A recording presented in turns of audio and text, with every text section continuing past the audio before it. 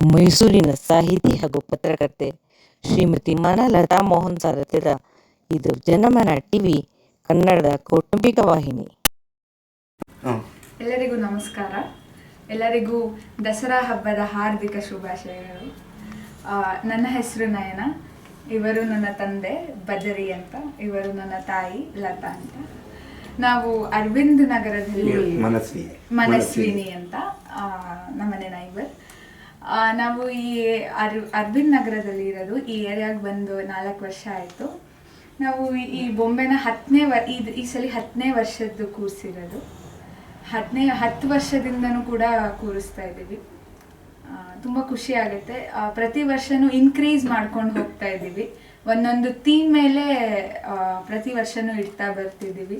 ಆಮೇಲೆ ಸೈಜು ಹಾಗೆ ದೊಡ್ಡದಾಗ್ತಾ ಇದೆ ಪ್ರತಿ ವರ್ಷನೂ ಕೂಡ. ಅಪ್ಪ ಅಮ್ಮನ ಸಪೋರ್ಟಿಂದ ಮಾಡ್ತಾ ಇದ್ದೀನಿ.